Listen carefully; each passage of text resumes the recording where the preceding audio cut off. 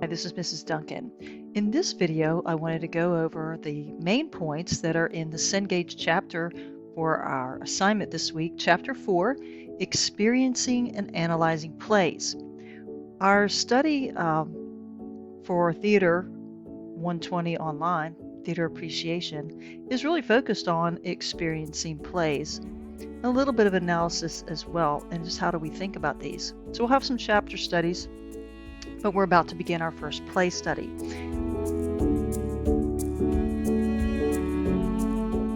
And really, you don't have a play performance without an audience. So this is the interaction between and really focused on the audience part. Later on, we'll have chapters that focus on the actors and the directors and the designers, which are the three main components. You have to have actors who act, right, to have a play. There's usually directors for that, and somebody has designed the stage, the set, the costumes, and perhaps other things like lighting and so forth. But this is focused on the experience of the audience. This chapter is. Now, the word manipulate here is not negative, but it's for lack of a better word. So there are three factors by which theater artists manipulate their audiences. They want a certain effect, right?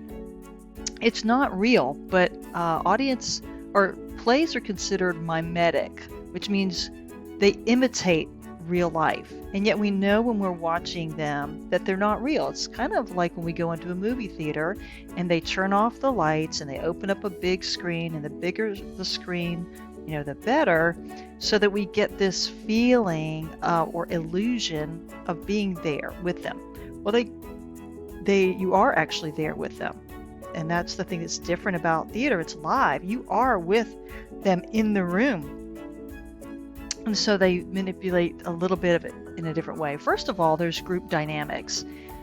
They love to have a full house.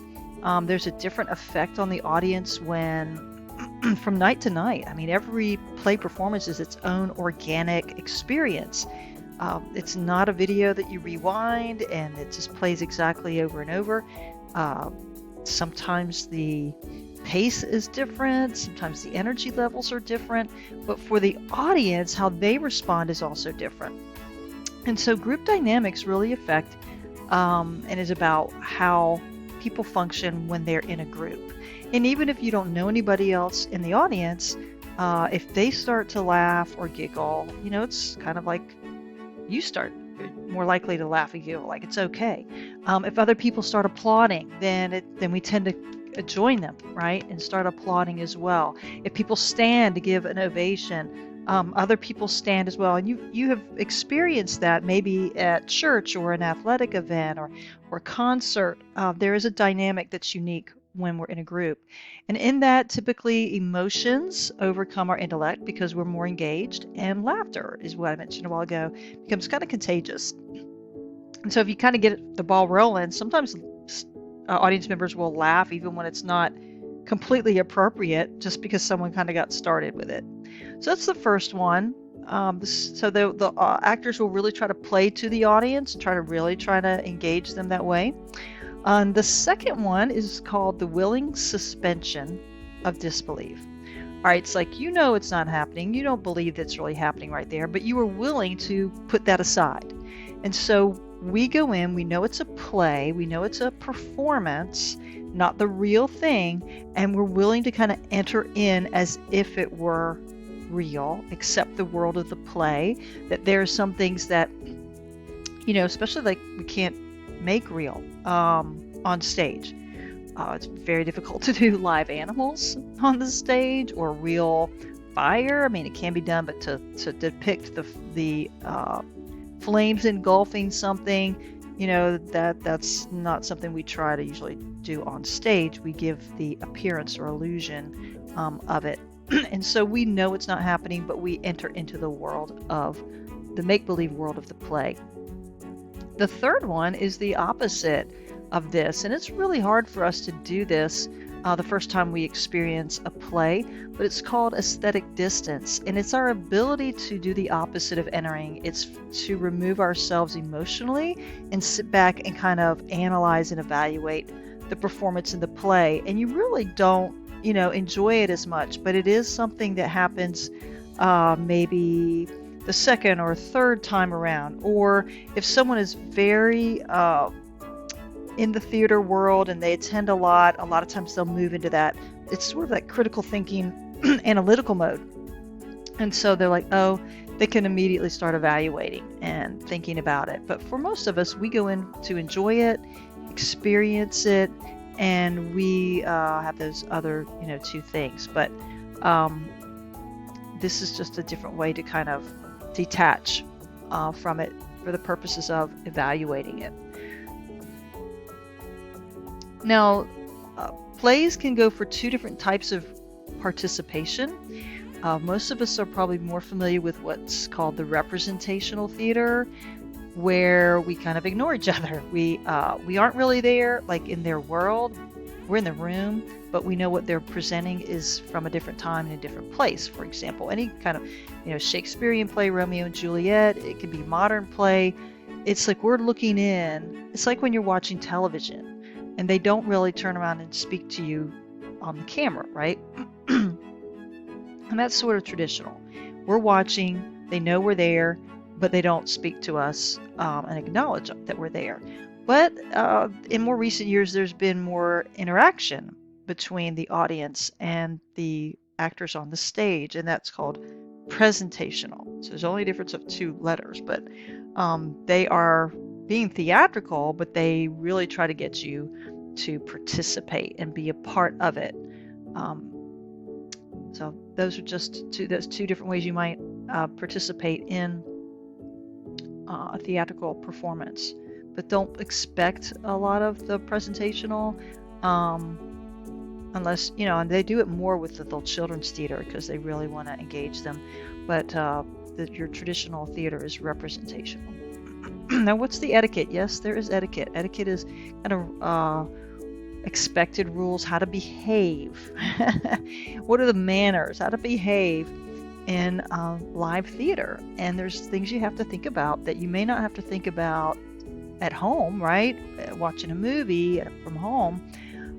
But it's a live performance. And what you do does affect the individuals on stage. And some of this is not optional, like they won't let you in. So when the doors close to the theater, they close. Doesn't even matter if you have your ticket. They're not going to open them up again until there's a break. They call that intermission. So you ever go to a full-length play and they take a little break, intermission, the play is not over. That's just a break because these things they'll last 2 or 3 hours. So they'll have a break part of the way through. It's kind of bad form to go pay your ticket and leave at intermission. You haven't gotten the whole story and, but anyway, talking, okay, really bad idea because we're trying to hear the people on stage and that can be a bit challenging sometimes.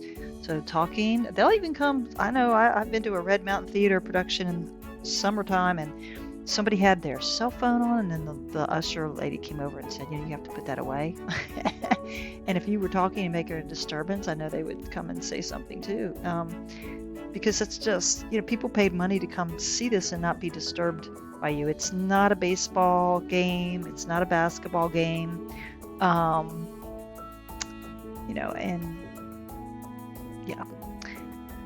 It's unlawful to take photos or use recording devices. These are protected by specific rights that the playwright has, the person who wrote the play, the performance company or university, the theater, whoever had to purchase rights to be able to do this, and they have to purchase rights to get photos or to do the recording. So the recordings, by the way, that I have found for you off of YouTube, as many times as some of these plays have been performed, not everybody had video rights to it.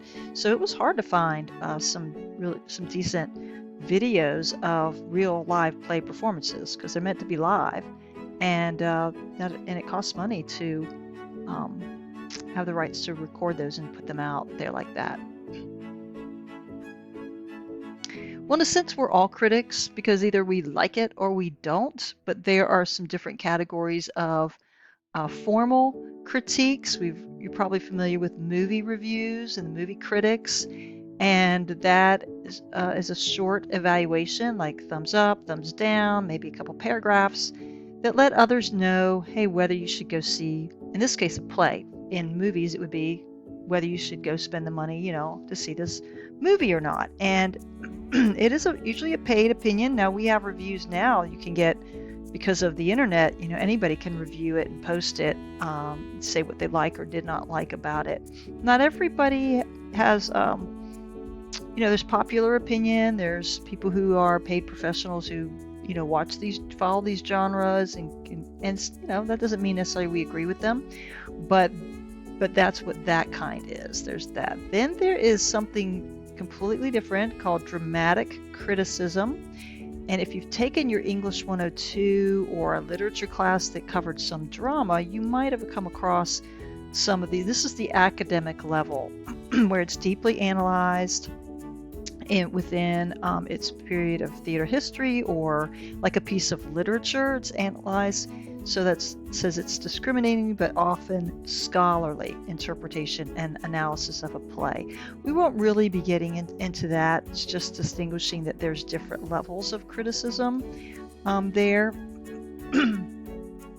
But what we're going to look at are some of the basic historical ways that drama, theater performance is analyzed or evaluated.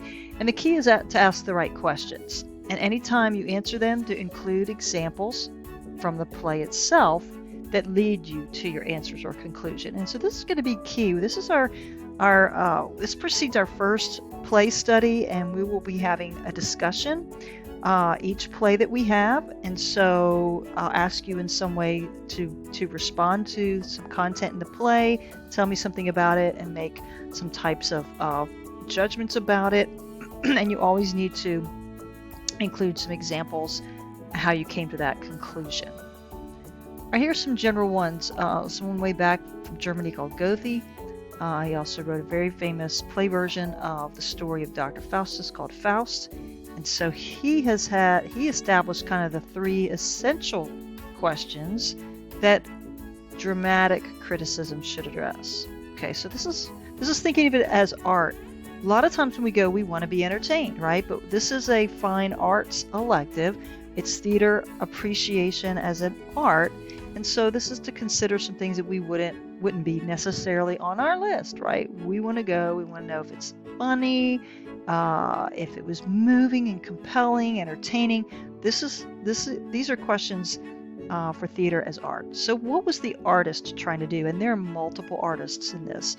The first one is the playwright, okay? The artist that actually created the play. And they get the priority in the play because they wrote the play.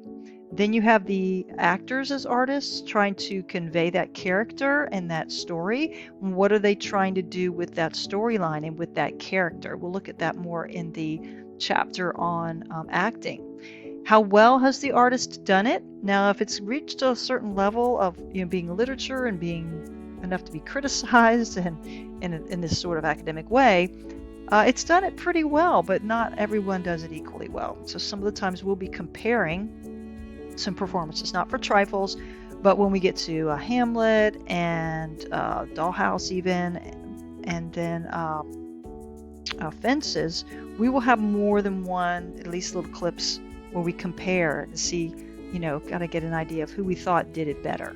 And especially with Hamlet, we'll have some soliloquies, which are really short little speeches. They're important speeches, and see which one, how well did they do it, which one we like better, and why. And is it worth doing? Is it worth doing? What they have to say and demonstrate on stage, what makes that worthwhile and significant to us today?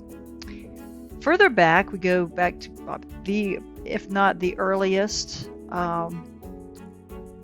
organization of what drama should entail, from the Greek philosopher Aristotle, his work Poetics, and he identified 6 elements of drama. Now, he also wrote on rhetoric and many other topics, and giving speeches, rhetoric, and drama were the 2 biggest things going, really, besides the political, in Athens, Greece, way back, foundational to our own democracy and to our own logical reasoning processes, and to the arts.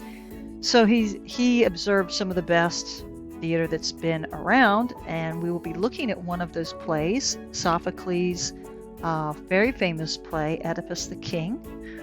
If you've studied psychology and you're familiar with Sigmund Freud, he based some of his theory off of the relational dynamics of that play. So it's very, very, very key. And he used that as an example in his book, Poetics. But here are the bottom line things. First of all, it has to have a story. Number one, has to have a plot. It's not drama if it's not acting out a story. So there's always a storyline. And what is that story about? Okay. Then you have to have characters. And this is not too far off from what we think of as with stories, regular stories. For so far, we're on the same thing, plot, characters. But who is doing the action? And it is action. They do speak words. That's going to come up here. That's number 4. But who are the people doing the action? Or, sometimes they are fictional animals or whatever. But in most cases, it's people. It's people. What are those characters? There's major characters, minor characters. There's a whole series, if you study this more in depth, literature with who's the protagonist, who's the antagonist. Is there a character whose function is to be a foil, F-O-I-L, like aluminum, but doesn't mean the same thing. Basically, as a contrasting character to either our protagonist or antagonist. 3, it has to have some kind of meaning, and he called it thought. That was the translation anyway. It could be the idea. In literature, we call it the theme or the message. And the question here is, what do these actions mean? Like, they mean something. And this is also embedded in this is the idea of symbolism. And what does it represent? And what is it saying about life? Because it's more than just what happened at this moment, but it's saying something bigger that if we can kind of really identify, we can get something from in our own lives. And they're bigger ideas, free will versus fate, or the meaning of love, or the dynamics of, father-son relationships, or coming of age, all those thematic things. What do the actions in this play mean? 4, they say words, and that's really about all you get in the script. Is even though characters are doing action, you have to have some action on the play. A script, you'll see a script for the first time. Maybe not. But you'll see the script. There will be a script for each play that we view, okay? And it'll have what's called the diction or the dialogue. The diction are the words that are said, and it's also called dialogue, because 2 or more people. But sometimes it's just 1, and that's got a special term. We'll learn that later. But how is the dialogue, the words that they say, used to reveal the character and set the tone or set the environment? There are also little stage directions, but they're just very small. And when you get a script, it's almost always just this person says this person says that, this person says this person says that, with a few little things in italics and parentheses to say kind of what else is going on, or what the stage scene is supposed to look like. And that leads us to number 5, because it is meant to be seen. The word theater comes from theatron, which means the viewing place. So it is meant to be seen. So there's an element that's called spectacle, where we get kind of the word of spectacular, and the word even glasses as spectacles, because it's seeing. It's what do we see? So as a spectacle, how do the visual elements that we see, and then it included maybe the things that we hear, because we're watching it, we hear, the auditory elements contribute to the performance. And so we'll look at that specifically in later on with chapter 9, the design, because that's the plan for the visual and even the auditory that comes from the designers and the director. But there is definitely, it's meant to be seen. And the playwright may give you some indication of what the scene's supposed to look like, or where it takes place, whether it's a living room set or outdoors, or in a temple, or various places. Shakespeare's usually has various places that those scenes took place. And how do they contribute to the performance? Because obviously we didn't come just to listen, we came to see. And then number 6, not always a part of drama today, but back when he was writing it, it was. So there was always music originally, there was song. And when we see the Greek theater, and it'll say chorus because those words are actually sung. We don't have the musical notes to know what the tune was or to be able to reconstruct them. Some of them were more or less chanted, but they would have musical accompaniment. By the time you get to Shakespeare, that is maybe only in certain. There might be a little bit of music playing, but not always. Like I don't recall there being any in Macbeth or Hamlet specifically right off. But every now and again there would be something where people play some instruments as a part of the play. Today we have musicals, which are plays with either everything is sung or key parts of it, or we just have our traditional play where there's no music. So today it may or may not be a feature of drama. It is not for any of the plays I have set for us to study. Simply because that adds a whole nother dimension of music, but I'm willing to listen to any feedback that would suggest adding a musical to our repertoire of plays to consider for this, and maybe we can put that into your a project or something. Okay, the last part of this focuses on what they can't say. All right, there's a lot of freedom on stage, and in the 20th and 21st century, there was a lot more liberty with that. You had a lot of limitations to what could be done on the stage simply because it couldn't be pulled off, but going back even to, you'll see this a little bit when we get to chapter 13 in the next coming up chapter study. If you read through the chapter, there were some things portrayed on stage that we would consider very objectionable, and they were meant to be funny, but even by the time we get to the Roman times, we might even consider them pornographic. They were that obscene or that explicit, okay? Nudity and sex scenes and things like that. There was a point in time when theater was so degraded by the acts of things that they were portraying on stage that it was banned.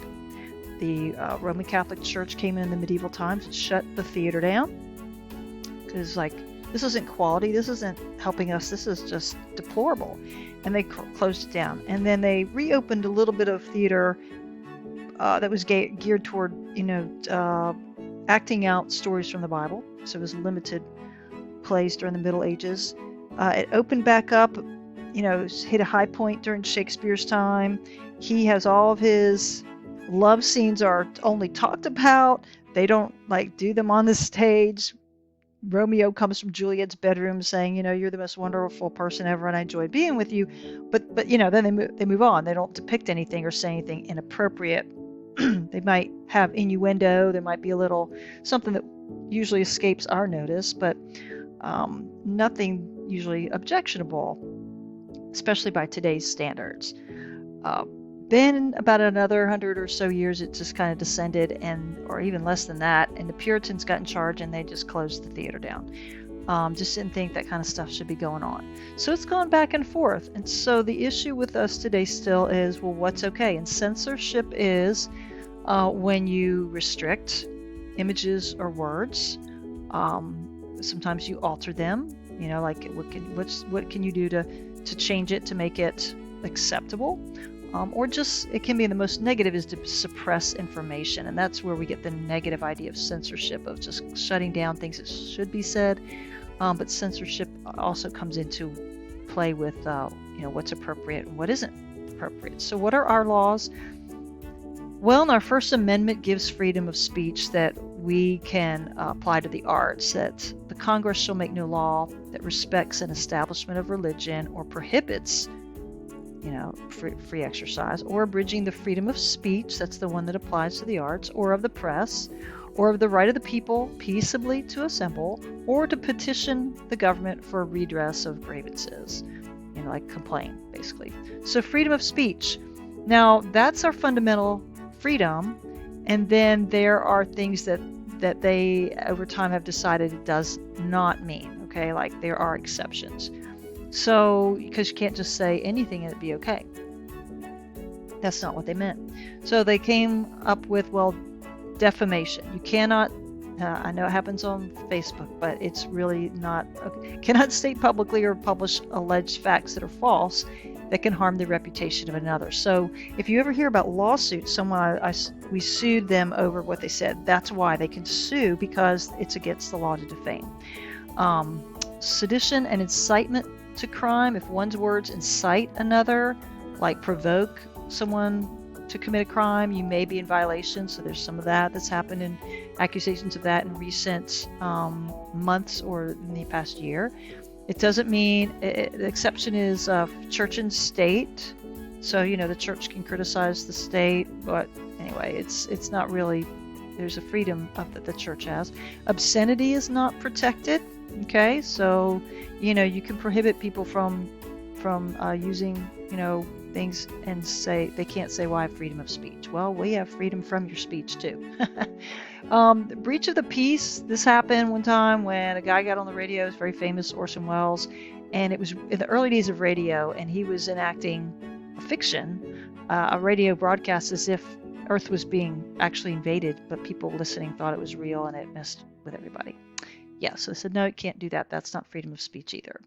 All right, that's the end. The curtain call here is by a man who was also a playwright and also used to be president of what was called Czechoslovakia. If theater is free conversation, free dialogue among free people about the mysteries of the world, then it is precisely what will show humankind the way toward tolerance, mutual respect, and respect for the miracle of being. That's a really cool quote. So I hope that helps you understand the key concepts. It's not totally a substitute for reading the chapter, which you may still need to do in order to answer all the questions on the quiz, but these are the most important concepts.